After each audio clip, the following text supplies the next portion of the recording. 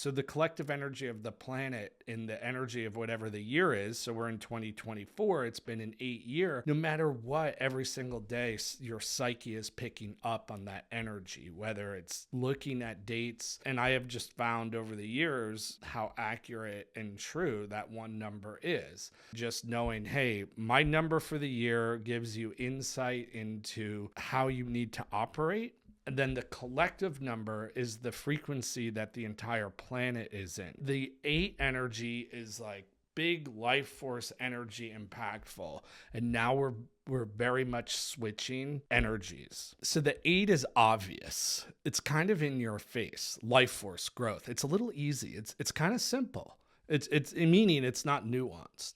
Now, the 9 energy is literally the number of nuance, sophistication, elegance, intricacy, subtlety. It's the number of subtlety. It is the number of the subconscious, your subconscious picks up on all subtlety. The magical teachings of the subconscious, which relate to Yesod on the Tree of Life, which is attributed to the moon, and its color is purple. You're going to see our branding, if you will. We're going to have a lot of purple because of the 9-year. The 8-year, we've been dealing with orange. What I'm saying is this energy moving into a 9 sophisticated, layered, and invisible frequency.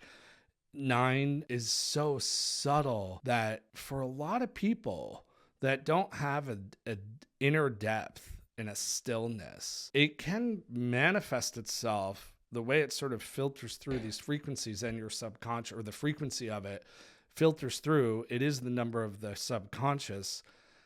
It can get a little weird. What I was trying to say before is that the magical teachings on the subconscious, that's the filter on the Tree of Life. And our subconscious, the magical teaching is it literally picks up on everything. It knows everything. It remembers everything. Let's say you're going down a city and you see all these advertising billboards, especially Los Angeles is just famous for advertising and billboards. Know that everything you're seeing and looking at gets stored. The subconscious remembers all of that.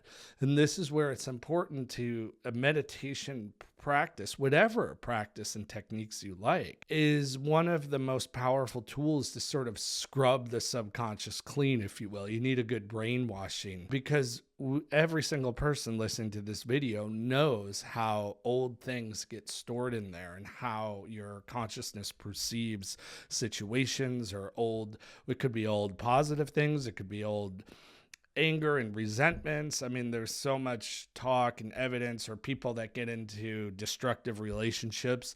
Everybody knows, we're just repeating these same subconscious patterns or same type of, that's where we sabotage ourselves. It's also where we sabotage a lot of success, because on the Tree of Life, everything that we're creating still, it doesn't land. It doesn't become actualized. It doesn't come to fruition until it goes through that purple filter of Yesod, which is the subconscious mind. The more sort of clean that part of you is, if you will, you need a clean filter. You're going to have a lot more success. You're going to have a higher quality self. It's a higher quality product, whatever it is. What you're trying to have come to fruition in a 9-year, if all of that's askew within you, it's going to be difficult. Now, the other factor is I'm really starting to tune into this Pluto into Aquarius.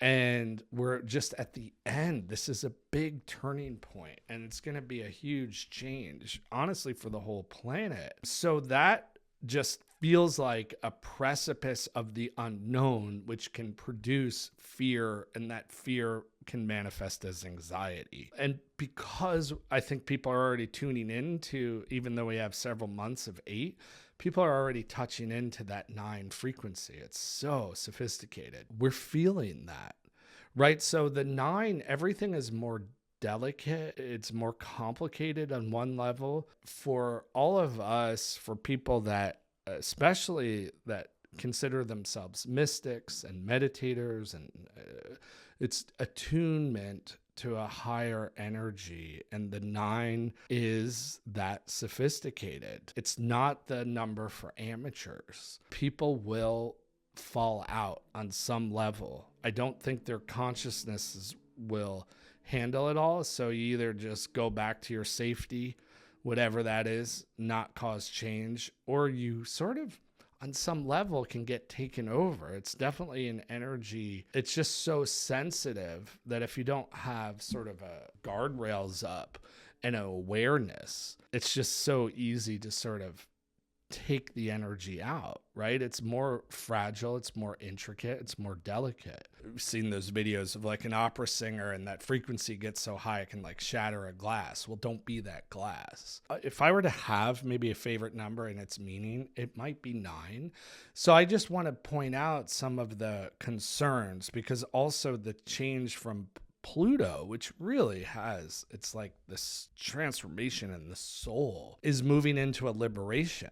Aquarius's dark side is trauma. So now we're going to be dealing with these notions of trauma on its dark side, and then your subconscious. What does that mean? That really means this should be a liberation and sort of a cleansing. Everything that I've been talking about, everything that moon numerology, the double moon, and even this comet, you're going to have to level up. You don't want to get caught behind. And it's not an aggressive, ultra superficially ambitious energy. The 8 energy is really easy. Let me add more energy and life force. This is a great year to try to, bite off a little more than you can chew. And I want to finish this year up strong, because we go from, again, the obvious frequency of 8 to the not obvious, to the subtle and invisible frequency of 9, which also means that your sort of intuition and psychic ability and awareness will reach new heights. Make sure that your awareness, you don't become what I like to call a spiritual germaphobe. You need to use this energy as it's limitless. It's so sophisticated. So I would suggest adopting practices and mannerisms in your life, even your products and your food or whatever that you buy. Refine it, take it up a notch. What is elegant and clean, and what feels, it's like you're walking into a room and your entrance music is like Mozart or something, which, by the way, Mozart has a lot of 9s in his numerology, and 9 is a master of all systems, right? So it really is acuity. Like, I love 9. People that are drawn to this type of work and mysticism will often have 9s. I have a number of clients that are doctors, and a lot of them have pretty prominent 9s in their numerology because they're able to see the unseen, right? They're able to diagnose, and a lot of it could be through experience, but they have mastery over a system. I have a friend who works in like a data scientist. He has a lot of 9s, and he's looking at what to me is 100% gibberish, and it means something to him, and he applies that sensitivity and that acuity. 9 is really a level of awareness that's so much deeper than what your eyeballs see or what your simple mind thinks or your conscious mind. So know this. But what I'm saying now is I can feel this moving into Aquarius, which can feel kind of scary, like, oh shit, well, I'm free, it's up to me. Wow, okay. Good thing I learned those lessons of self-sufficiency, trusting my own authority, et cetera, et cetera. More videos will come, because a lot of it's is like trusting the experts is down. I was just listening to a podcast about reading methodology in America and literacy. And it's like another battle of what system is better. The experts say this, and then kids are left behind, but the experts say this. And, it's not necessarily nefarious, but then on some level, it's a power play, and it's so Pluto and Capricorn. And then these dumb things like everyone should know how to read become like oddly political. But again, it's a fight for methodologies. The experts say. That's going to break away. So your own autonomy, how do you know how to read, for example? I resonated with listening to this because I really struggled with reading growing up as a kid, and it was very difficult. And I didn't really do well in whatever the mass prescribed techniques were of public school at that time. That's Pluto, coming out of Capricorn, moving into Aquarius. So I can see where there's an under layer of like raw nerve. Oh shit, what do we do? A lot of people just left to their own devices without any discipline don't necessarily do well. I know for myself and for you tuning into this, you're an individual as well, and you're going to do great. And I love the 9. The last time we had a 9 year, which was like almost 2016. I was so inspired because I was like, this is going to be the year for mystics.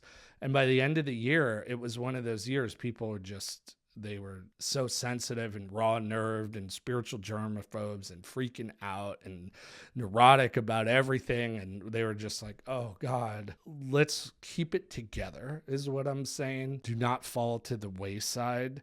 This is a time of leveling up and a time of, it's interesting that I was talking about Pluto and Capricorn. Did you learn your lessons of where you have real skill and mastery? Because moving into the freedom of Aquarius, okay, now how do you apply all that, right? Do you want to monetize it? Sure, you could. But the 9 is considered the number that is known as the master of all systems. People with 9s naturally will be great astrologers, great tarot readers, great data scientists, or data, I say both, great at looking at what is hidden. It's like those people, I don't know anybody like this, but I'm fascinated by the idea of tracking people that can look, okay, this animal like went all the way up here and then up into the mountain. They're looking at a broken twig and they, so it's like detective work.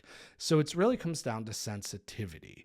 Use sensitivity as a powerful skill. So I hope that's clear. This is just a little touching base on the frequency. It's significant because we have 2 major frequency changes. Pluto from Capricorn, staunch, strict, button up, into the free form, loose, there are no rules Aquarius. And then the obvious, like easy, accessible life force, chutzpah energy of 8 into a completely invisible, nuanced, not obvious frequency. So it's big changes. And I will teach more and more and deeper because I want us all to tap into this frequency, manage these changes well. And the whole point of this is more liberation, more success in our lives, and our spiritual growth. So way more to come. I had to get some of that out of my head because I personally am tuning into the collective, like shaky anxiety, I guess. It's just a fear of the unknown that I feel. Oh, one thing I meant to say too, since this time of Pluto and Capricorn, politics are like way more intense, and that's gonna fade as we get into Pluto and Aquarius. But it's a big change. So with that, happy end of the Pluto into Aquarius, and let's I think drop in a few hints on what the 9 energy and how we could level it up. So let's level up 2025, end of this year. Big opportunities if we play it right, but we're going to see big sabotage and confusion, and a lot of people play it wrong.